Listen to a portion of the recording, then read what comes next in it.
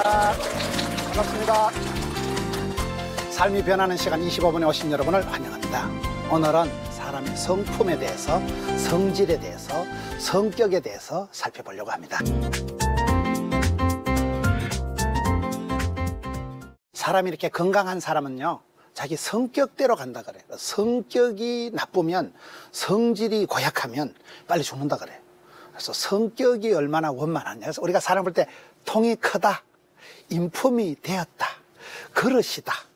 사람이 그 통, 사람의 성격을 얘기합니다. 그래서 건강하든지 사역을 잘하든지 인간관계가 원만하든지 모든 것은 그 사람의 성품이에요.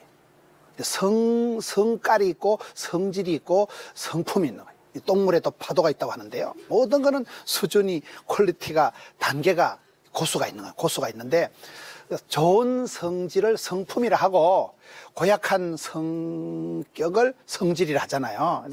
그 사람의 그 성격은 바뀌는 걸까요, 안 바뀌는 걸까요? 우리가 성격에 대한 고민을 많이 하거든요. 이혼을 하는 사람들은 왜 이혼을 할까요?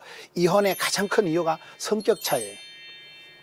두 분이 성격이 안 맞기 때문에 상종이 안 되는 거예요. 대화가 안 되는 거예요. 대놓고 화내는 걸 대화라 그러잖아요.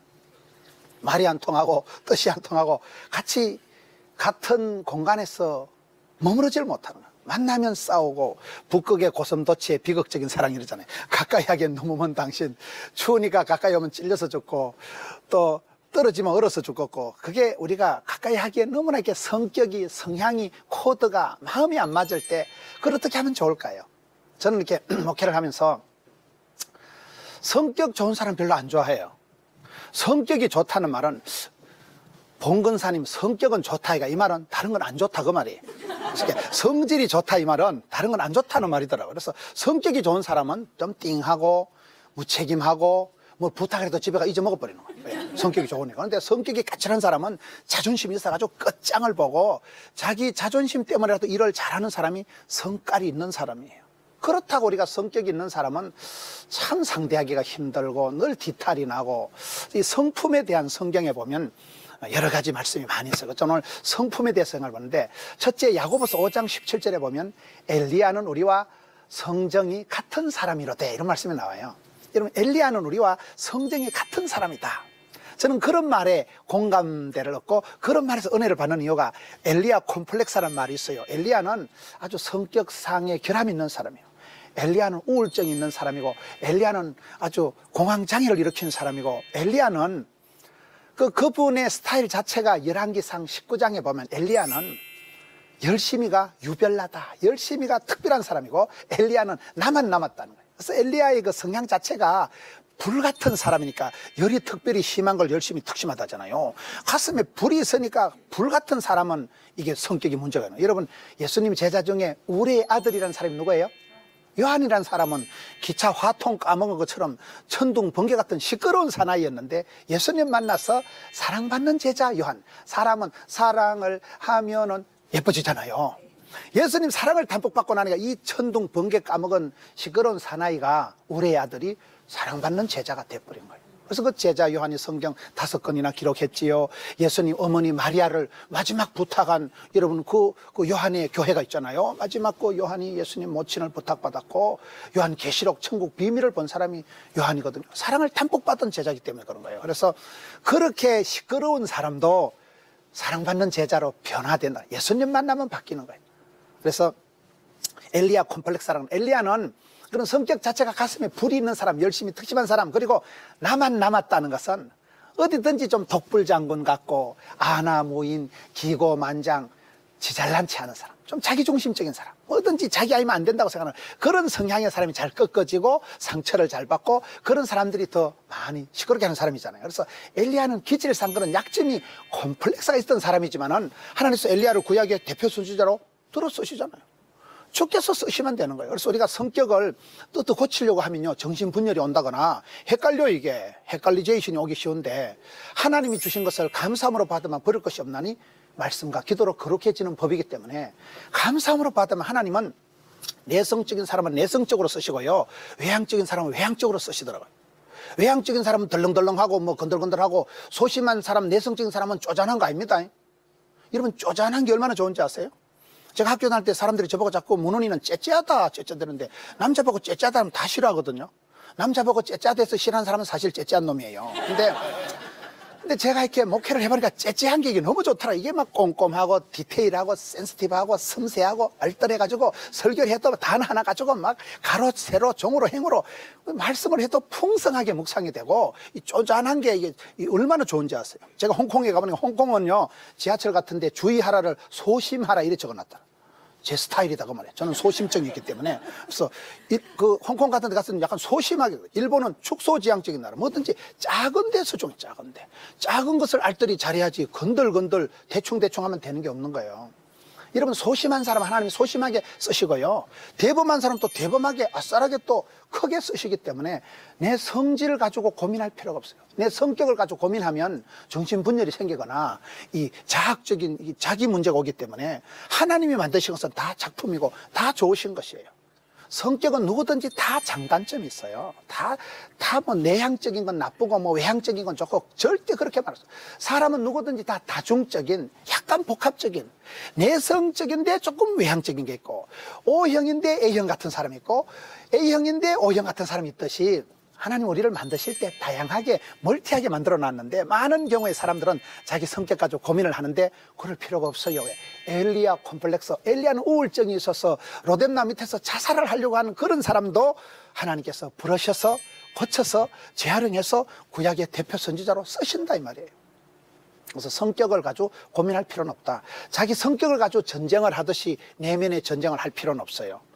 성격을 보면 여러분 성경에 모세를 얘기할 때 민수기 16장 3절에 이 사람 모세는 온유함이 지면의 모든 사람보다 더하더라.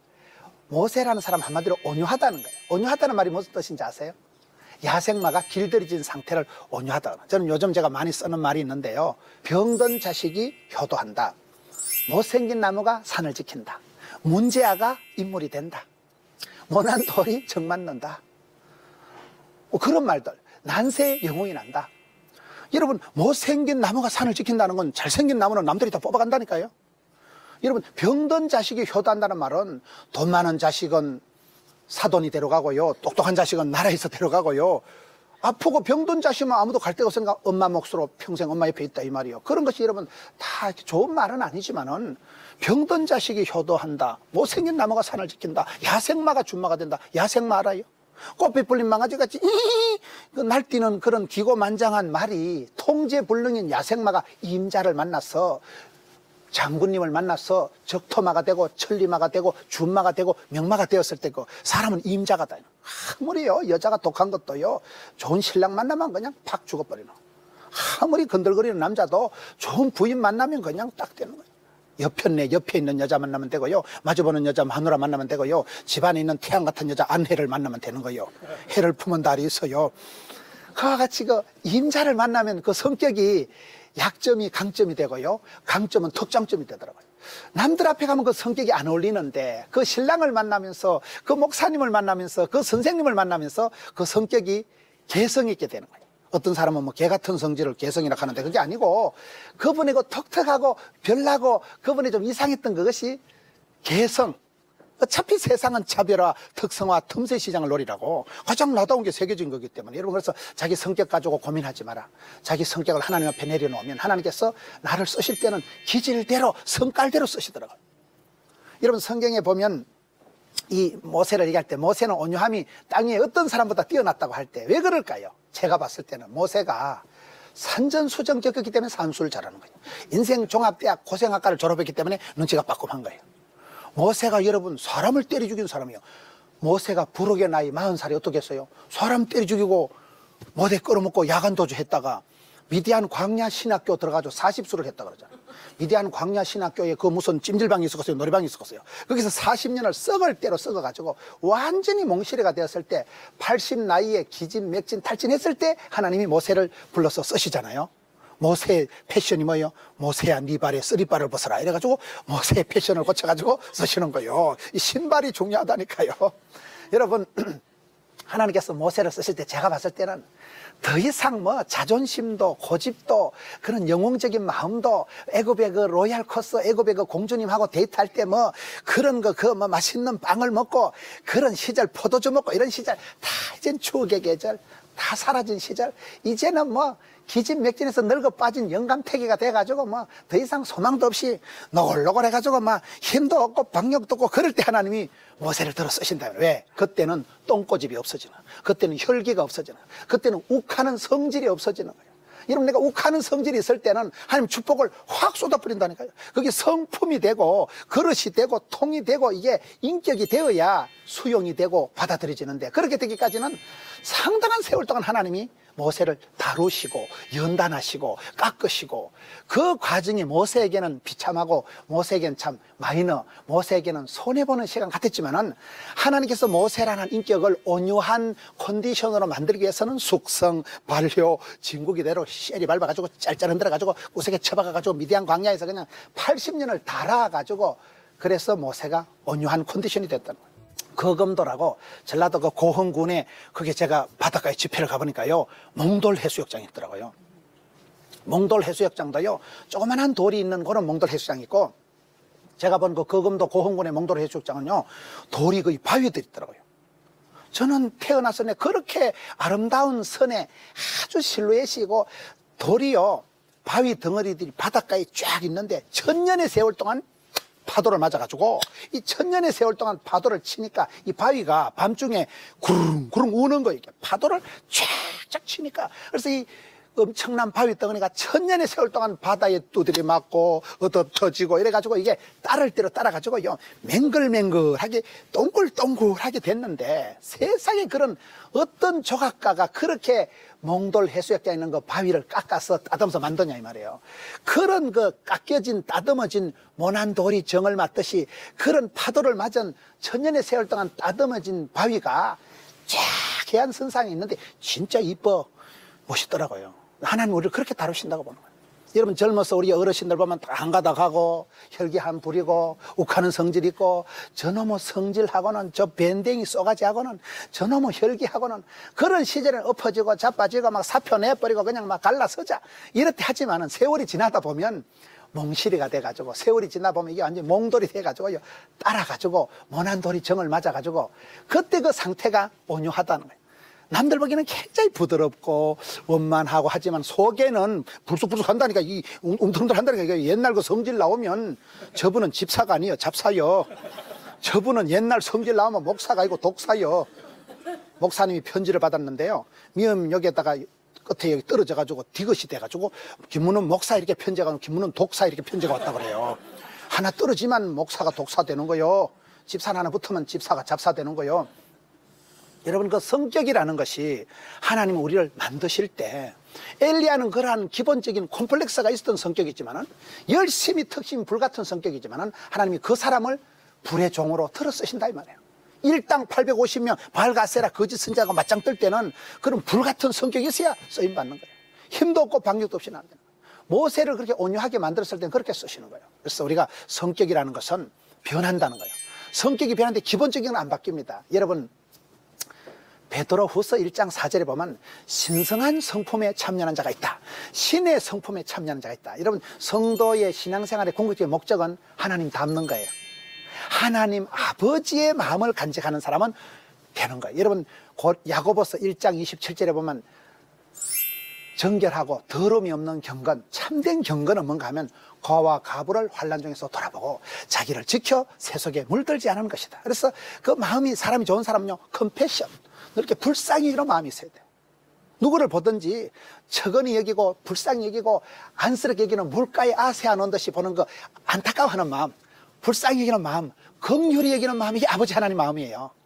그게 굉장히 중요합니다. 여러분, 배우자를 향해서든지 자식을 향해서든지 누구를 향해서든지 인간관계가 까칠할 때는 주여 내게 불쌍히 여기는 마음을 주옵소서, 적은지심, 긍휼 사역을, 그 컴패션이 중요하고, 그 다음에 하나는 자기 마음을 자기가 지켜야 돼요.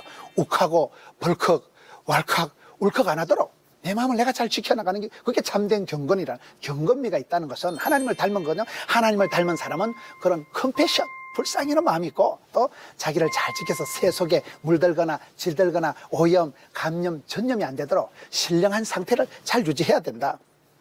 그리고 신의 성품에 참여하는 자가 얼마나 좋아요. 그 성경에 베드로후서 1장에 보면 그 사람은 천국에 쑥 들어가고 실족지 않고 열매 맺는 자가 좋은 말씀이 다 나오는데요. 신의 성품에 참여하는 자, 성격도 여러 종류가 있는데 하나님을 닮은 마음에 참여가 중요해요. 참여가. 지금은 참여와 나눔과 소통이 중요한 시대예요. 지 혼자 잘난 거 아무 소용없습니다. 소통이 안 되면 뻥이에요. 소통이 대화가 공감이 안 되면 아무 소용없는 거예요. 뭐든지 지금은 나누고 섬기고 교제하고 대화하고 소통을 아주 중요시 여기는 시대인데, 내가 신앙생활을 잘하면 하나님을 닮은 성품의 소유자가 된다 이 말이에요. 신앙생활의 목적은 내가 하나님을 닮아가는 데가, 하나님의 마음을 닮아가는 데, 그게 신령한 성품에 참여하는 자는 베드로서 1장 5절에 보면 힘써야 될 게 몇 가지가 있어요. 목사님 저는 성질이 원래 이래요, 냅두세요, 이래 살다 죽을라요. 그러면 안 돼요. 성격이 나는 원래 급하다고, 나는 원래 욱한다고 그냥 있으면 안 되고, 그 성경에 보면 더욱 힘써라. 힘을 쓰고 애를 쓰고 노력을 해야 되는 거예요. 신앙생활 제일 나쁜 거는 가만히 있는 거예요. 시험 들까 싶어 가만히 있고, 힘들다고 가만히 있고, 춥다고 가만히 있고, 부끄럽다고 가만히 있고, 그러면 부흥될 것도 없고 시험 될 것도 없고 그리고 아무 일도 없었다. 서서히 짜부러지기 때문에 신앙생활은 구하고 찾고 두드리고 사모하고 부르짖고 더욱 힘써라. 힘을 써야 힘줄이 발달되는데 뭐를 힘쓸까요? 거기 보면 8가지가 나와요. 신의 성품에 참여하는, 우리가 좋은 성격의 소유자가 되기 위해서는 힘써야 될 게 8가지 영역인데, 첫째 베드로서 1장 5절에 보면 믿음에 힘써라. 둘째 믿음의 덕을, 덕의 지식을, 지식의 절제를, 절제의 인내를, 인내의 경건을, 경건의 형제 우애, 형제 우애의 사랑을 공급하면 하나님을 닮은 성품의 소유자가 된다는 거예요. 그런 사람은 어디 가서도 경쟁력이 있고 어디 가서도 원만하고 어디 가서도 사랑받고 축복받고 존경받는 사람이 된다는 거예요. 제일 처음에 힘써야 될 게 뭐예요? 믿음이에요. 믿음.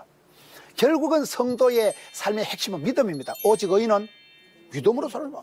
믿음은 바라는 것들을 실상이고, 데살로니가서 1장 3절에 보면 믿음이가 역사를 하거든요. 그래서 큰 일을 하는 사람 보면요, 저 장로님은 믿음 쎄도 아니고 저분은 큰 믿음 있는 분은 큰 일을 하시는 거예요. 믿음이 없으면 걱정이 태산이고 염려가 오고 문제가 생겨요. 그래서 믿음을 힘써야 돼요. 부도난 믿음, 쪼잔한 믿음이 아니라 담대한 믿음, 큰 믿음, 원대한 믿음. 하나님이 위대하시기 때문에, 하나님께서 전능하시기 때문에, 그런 말 있잖아요. 위대하신 하나님을 기대하고, 전능하신 하나님을 기대하고, 쉬지 말고 기도하고 하나님 때를 기다리고 하나님의 말씀을 기억하면 기적의 주인공이 된다. 5가지 기가 있다는 말이 있는데요. 그래서 우리가 믿음이 크도록, 믿음이 약해지지 않도록, 믿음과 염려는 반대되는 개념이에요. 내가 믿음이 약해지면 걱정이 태산같이 되고, 내가 믿음이 크지만 염려는, 걱정은 사라지는 법이기 때문에 믿음에 힘써라. 믿음이 자라요. 믿음이. 예수님께서 기적을 행하실 때마다 따라 네 믿음이 크도다, 네 믿음대로 될 줄, 이렇게 얘기하거든요. 믿음이 적은 자들아, 이렇게 나온단 말이에요. 그래서 믿음이 쓰고, 믿음에 힘쓰고 다음에 힘써야 될 성품의 요소가 덕이에요. 믿음이 센 것들이 보면 성질이 더러운 것들이 많아요. 교회에서 막 앞장서서 봉사하고 전도 많이 하고 하여튼 믿음이 세다고 하는 것들이 보면 나는 뒤끝은 없다 이러면서 앞끝을 삭삭 내고 다니는 사람이 많아요. 믿음이 센 사람들이 항상 남에게 상처를 주는 거예요. 여러분, 교회에서 누구한테 상처받아요? 새신자한테는 상처를 안 받아요. 교회에서 보면 뭐 구역장님하고 성가대 대장님하고 앞장서서 믿음 세다는 분들이 막 기를 죽이고 비판을 하고 이렇게 되기 때문에, 그래서 믿음이 좋은 사람은 힘써야 될 게, 믿음 좋은 건 기본이고 그거 자랑하지 말고 믿음 좋은 사람은 덕이 되도록 힘써야 되는 거예요. 따라합시다. 덕이 안 되면 독이 된다. 내가 덕스럽지 못하면, 후덕스럽지 못하면, 덕이 안 되면 그거는 꼭 남에게 상처가 되기 때문에, 사실일지라도 그게 남에게 약이 안 되고 독이 돼버린다 이 말이에요. 그래서 교회 일은 내가 할 수 있다고 다 하는 게 아니고, 믿음대로 하는 게 아니고, 교회 일은 덕스럽게 공동체 유익을 위해서, 교회 유익을 위해서 생각해야지, 내가 하고 싶다고 냅다 해버리면 많은 믿음이 약한 사람들이 상처를 받기 때문에 믿음에 힘쓰는 사람, 그 다음에 덕에 힘써야 돼요. 근데 덕을 힘쓸 때 보면요, 좀 보면 박력도 없고 실력도 없는 것들이 막 좋은 게 좋다 해가 이런 것들이 많아요. 보면요, 막 대충 합시다. 이건 지가 자신감이 없기 때문에 무식한 것들이 대충 떼우고 넘어가려고 하는 경향이 있기 때문에, 덕에 힘쓰는 사람들이 힘써야 될 다음 단계는 지식에 힘써요. 배워서 남주고 알아서 면장하고 벌어서 섬긴다니까요. 내가 알아야 면장을 하지. 무식하니까 대충대충 지나가려고 하기 때문에, 기독교는 말씀의 종교예요. 믿음은 들음으로, 들으면 말씀으로, 말씀을 배울 때 진리를 알면 진리가 자유케 하고, 기독교는 말씀을 배워야 돼요. 말씀을 익혀야 돼요. 하나님의 말씀을, 여러분 위대한 일꾼들의 공통점이 뭔지 아세요? 반복적인 훈련과 교육과 양육이 되어져야 된다는 거예요. 훈련되지 않은 사람은 쓸모가 없습니다. 뭐든지 그렇습니다. 훈련이 돼야 돼요. 우리 교장 선생님도 계시지만 가르치고 배우고 익히고 연습하고, 옛날에 그런 말이 있어요. 학문을 넓히자, 학문에 힘써자, 학문에 뭐 그런 말이 있어요. 학문외과에 가면 써붙여놓은 거예요. 여러분, 우리가 신앙생활 할 때 가만히 있어서 되는 게 아니고 애를 써야 되는데, 배우는 게 얼마나 힘들어요. 새벽에 일어나야 되고 학습을 해야 되고 예습을 해야 되고 복습해서 믿음의 덕의 지식이 있는 것들이 또 건방진 것들이 많아. 그래서 지식이 있는 사람 힘써야 될 거는 절제의 힘을 써야 돼요. 절제가 안 되면요, 삼손이 힘이 셌지만 망하는 거예요. 여디디야 솔로몬이 사랑받았지만 망한 거예요. 왜? 절제를 못하면 과유불급이라, 지나친 거는 모자란 만도 못하는 현상이 오기 때문에. 그래서 하나님이 우리에게 주신 것은 절제하는 마음, 포기하는 마음, 내려놓는 마음, 겸손한 마음이 얼마나 필요한지. 그래서 절제, 셀프 컨트롤이 돼야 돼. 셀프 컨트롤. 지혜로운 사람은 절제하는 사람이에요. 내가 할 수 있다고 냅다 하는 사람이 아니라 믿음의 덕의 지식의 절제를 하면 어떻게 해야 될까요? 그냥 참으면 안 돼. 그냥 참으면 이게 병이 돼요. 정신학적으로 제일 나쁜 게 참는 거라니까요. 참아야 되느니라. 수준도 인격도 안 되는 게 참아야 돼. 그래서 대가리 터져가지고 갑상선이 자빠져가지고. 갑상선 변이 한국 사람이 제일 많이 오는 게, 인격도 수준도 믿음도 안 되는 게 그냥 참다가 터져버리는 거예요. 참으면 안 돼요. 참는 것보다 중요한 거는 여러분 제대로 소통해야 돼. 제대로 임자를 찾아서, 길을 찾아서, 답을 찾아서 가야 되지. 야고보서 5장 13절에 너희 중에 고난당하는 자는 참으라고 했어요, 기도하라 했어요? 하나님을 향해서 기도할 뿐이라. 그러면 숨통이 트인다니까요. 하나님을 찾으면 답이 나온다니까요. 그래서 믿음의 덕의 지식의 절제의 인내라는 거는 예수님처럼 참으라는 거예요. 예수님 누가복음 22장에 보면 이것까지 참으라. 이렇게 우리가 살아가다 보면 저는 한계 수위가 다 온다고 봐요. 내가 더 이상은 못 해먹겠다, 내가 더 이상은 안 되겠다. 그런 한계가 왔을 때 이것까지 참아야 되는 거예요. 더 이상은 내가 이 직장 못 다니겠다, 내가 더 이상은 못 살겠다 할 때 그 한계 수위를 높이는 사람이에요. 그 한계를 뛰어넘어야 되는 거예요. 그게 여러분 이것까지 참는 인내고, 인내 다음에 뭐가 있어요? 인내 다음에는 경건. 그러면 그게 하나님을 닮은 성격이 되고, 경건 다음에 나오는 게 뭘까요? 그 다음에 형제우애라는 건 항상 가까운 사람한테 잘하자. 둘째가 잘하느냐 못하는 건 남편한테 물어보면 알아요. 가까운 사람한테 물어보면.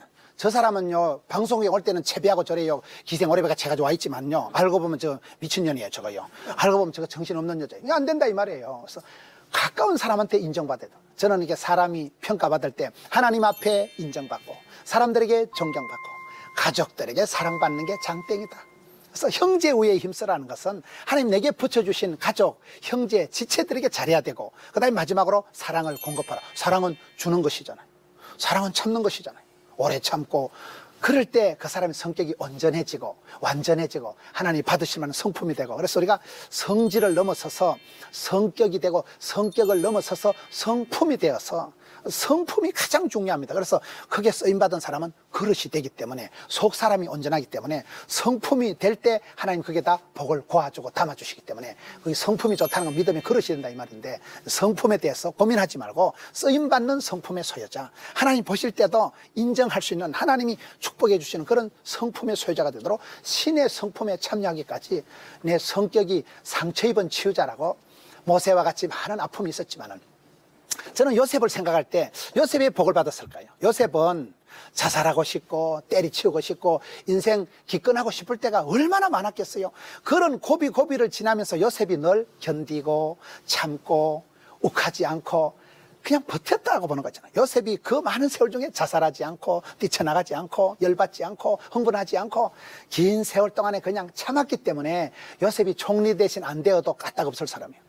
하나님이 주신 그 길을, 마이웨이, 주의 길을 끝까지 감당했던 그 요셉의 성품이 안정과 평안이 있었기 때문에 그렇다고 합니다. 그래서 하나님은 고요한 가운데, 평안한 가운데 복을 주시기 때문에, 저는 우리 성도님들의 마음이 항상 평강, 샬롬, 고요, 차분, 기쁨 가운데 하나님께서 당신의 뜻하신 길로 인도하심을 받는 여러분, 그런 귀한 신의 성품에 동참하는 여러분들 되시기를 축원합니다.